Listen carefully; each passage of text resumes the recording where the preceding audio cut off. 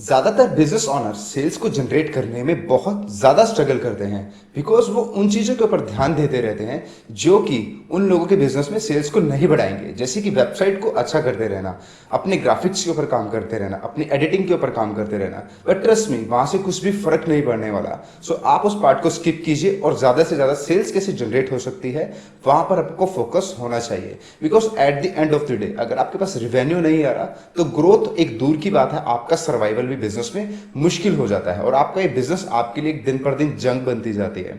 तो इस वीडियो के अंदर मैं बताने वाला हूं कि आप इजीली बिना ज्यादा हार्डवर्क के आसान रास्तों से कैसे सेल्स को जनरेट कर पाएंगे और क्या क्या ज्यादातर लोग मिस्टेक करते हैं सेल्स को जनरेट करने के लिए। But make sure you will watch this video till the end because इस वीडियो के अंदर मैंने अमेजिंग 3 पॉइंट बताए हैं। ऑनलाइन मार्केट में सेल बढ़ाने के लिए सबसे पहला इंपॉर्टेंट पार्ट है, वो ज़्यादातर लोग मिस कर देते हैं, वो है इंटरनेट ट्रैफिक साइकोलॉजी। आप लोग सिर्फ लीड जनरेट करना चाहते हैं या फिर मेरे पास बहुत सारे मैसेज एंड कॉल आते हैं कि कैसे फेसबुक पे ऐड रन की जाती हैं। अरे भाई, उससे क्या होगा? कुछ भी तो नहीं। आप जस्ट फेसबुक ऐड रन करना सीख जाएंगे और लीड जनरेट करना सीख जाएंगे, लेकिन उसके के थ्रू आपको सेल्स नहीं आने वाली, क्योंकि जब तक आप साइकोलॉजी को नहीं समझेंगे। साइकोलॉजी को समझना बहुत ज़्यादा इंपॉर्टेंट है इंटरनेट मार्केटिंग के अंदर या फिर सेल्स के अंदर, बहुत ज़्यादा इंपॉर्टेंट है। अब मैं बात करता हूँ कि इंटरनेट ट्रैफिक में 2 तरीके की साइकोलॉजी आती है। सबसे पहला demand fulfilling traffic and second demand generating traffic.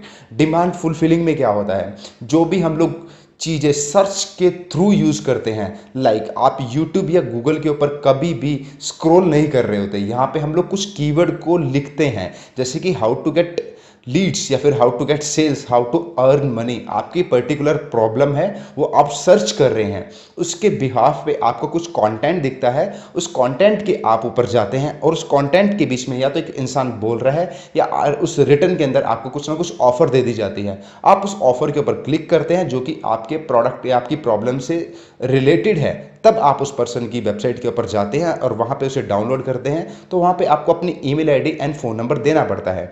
तो देन आपको पता चलता है कि ये सोल्यूशन एग्जैक्टली मेरे लिए है। वो आपको फिर ईमेल के अंदर या तो आपको नर्चर करता है और आपको फिर कुछ प्रोडक्ट ऑफर करता है जो कि आप उनको बाय करते हैं, परचेज करते हैं, जिससे उनकी एक सेल हो जाती है। So this is the process of demand fulfilling traffic.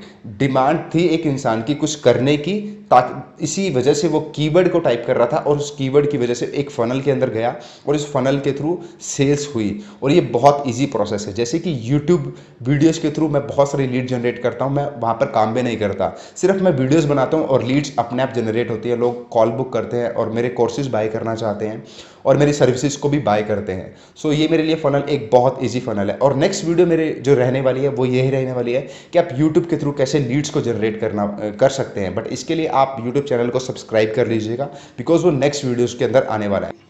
अब इंटरनेट ट्रैफिक में साइकोलॉजी के अंदर एक और चीज़ आती है, वो है डिमांड जनरेटिंग। यानी कि आप फेसबुक या सोशल मीडिया के किसी भी अदर नेटवर्क पर एड्स को रन करते हैं, तो वहाँ पे आपको ध्यान देना होगा कि आप वहाँ पर सर्च एड नहीं रन कर रहे। जैसे कि हम फेसबुक में या लिंक्डइन में कोई कीवर्ड टाइप नहीं करते, हाउ टू जनरेट लीड्स या हाउ टू गेट सेल्स, इस तरीके के कीवर्ड टाइप नहीं करते। सो हमें वो कुछ कंटेंट वहाँ पे नहीं नज़र आता। सो इस वजह से वो, क्योंकि सर्च इंटेंट ट्रैफिक नहीं होता, तो वहाँ पे हम स्क्रॉल कर रहे होते हैं, आप दोस्तों की फोटोज देख रहे होते हैं या वीडियोस देख रहे होते हैं, तो हमें बीच में एक स्पॉन्सर ऐड आ जाती है। उसे हम बोलते हैं पैटर्न इंटरप्ट मार्केटिंग, कि आपका एक पैटर्न बना हुआ स्क्रॉलिंग करते करते और बीच में एक ऐड आ गई जिसमें हुक के अंदर आप आए, आप की अटेंशन इस हुक ने ली और आप उस हुक के अंदर गए, उसकी वेबसाइट पे गए, वहाँ पे आपने उसको इन्फॉर्मेशन दी, फिर उसने आपको नर्चर करना शुरू किया, तो उसके बिहाफ पर वहाँ पे सेल्स होती हैं। इन दोनों के बीच में एक डिफरेंस ये है कि यूट्यूब से जो ट्रैफिक आता है वो बिल्कुल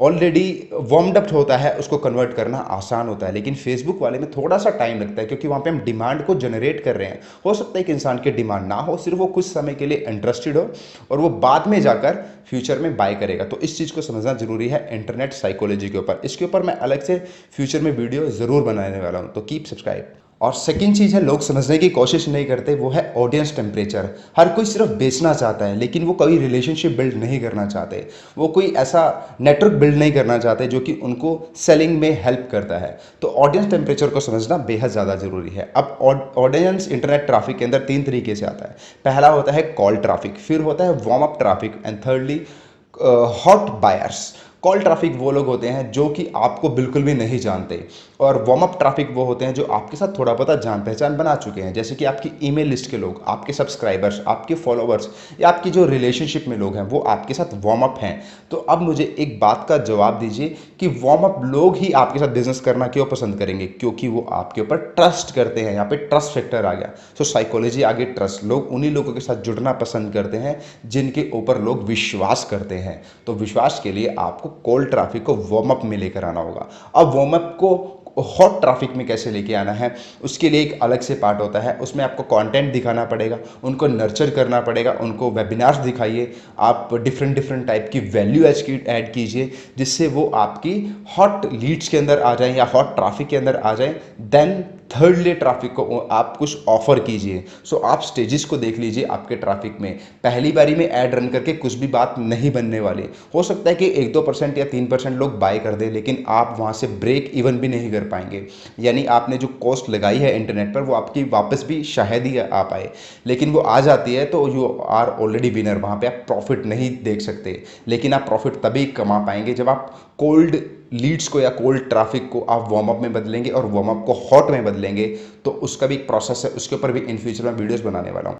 और जो तीसरा सबसे सबसे ज़रूरी चीज़ है वो लोग मिसिंग कर रहे हैं, वो है अवेयरनेस। लोग पहली बारी में बेचने की कोशिश कर रहे हैं, उसमें होता क्या है, लोग अवेयर नहीं है आपके लिए, आपके ब्रांड के लिए, आपके प्रोडक्ट्स के लिए, आपके सोल्यूशन के लिए। वो क्यों बाय करेंगे? Let me ask you a question to you, क्या आपने पहली बार ही किसी की ऐड देखते ही कुछ बाय कर लिया था? बिल्कुल भी नहीं। उन्होंने आपको बार बार ईमेल्स भेजी, बार बार रीमार्केटिंग ऐड की, बार बार कॉल्स की, उसके बाद आपका एक ट्रस्ट बना, यस ये चीज़ मेरे लिए बहुत बढ़िया। उन्होंने आपको टेस्टिमोनियल्स दिखाई, अपने रिकॉर्ड्स दिखाए, अपना पोर्टफोलियो दिखाया, तो आपको लगा ही इज़ एन अथॉरिटी, इसके ऊपर मैं ट्रस्ट कर सकता हूँ। तो तब उसने आपने चीज़ों को शायद बाय किया होगा। और हो सकता है बहुत सारे लोग तब भी बाय नहीं करते।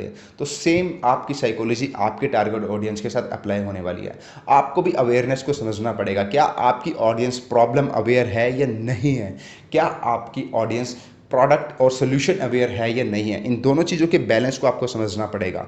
अब प्रॉब्लम अवेयर के लिए मैं एक एग्जांपल देना चाहूँगा। जैसे कि किसी इंसान के हेल्थ की कोई इशू है, तो उसे वो अवेयर है इस चीज़ में कि मुझे हेल्थ का इशू है, लेकिन उसे ये नहीं पता कि उसका सोल्यूशन कहाँ मिलने वाला है। वो सोल्यूशन फाइंड आउट कर रहा है या तो यूट्यूब वीडियोज़ के थ्रू, या तो ब्लॉग्स के थ्रू, या डॉक्टर्स के थ्रू, या उसको कोई ऐड दिख रही है तो वो सोल्यूशन को फाइंड आउट कर रहा है। तो वो प्रॉब्लम अवेयर है। लेकिन आप उन लोगों को ऐड दिखा रहे हैं जो प्रॉब्लम अवेयर है ही नहीं, तो वो कैसे बाय करेंगे? ये बहुत मुश्किल काम हो जाएगा। और सेकेंडली, इस बात से भी ज़्यादा फर्क पड़ता है कि प्रॉब्लम अवेयर तो वो लोग हैं, लेकिन वो सोल्यूशन अवेयर भी होने चाहिए, क्योंकि वो फाइंड आउट तो कर रहे हैं सोल्यूशन, लेकिन उनको राइट सोल्यूशन देने वाला कोई इंसान भी तो होना चाहिए। और उस इंसान के साथ आपका एक अथॉरिटी बिल्ड होनी चाहिए, ट्रस्ट बिल्ड होनी चाहिए कि ये जो पर्टिकुलर प्रॉब्लम मुझे आ रही है इसका सोल्यूशन इस बंदे के पास ज़रूर मिलेगा। तो तब वहाँ पर सेलिंग होती है। सो ये बहुत इंपॉर्टेंट पॉइंट है। तीनों पार्ट्स में अगेन रिपीट कर देता हूँ। सबसे पहला internet traffic psychology, and the second is audience temperature, and third is awareness.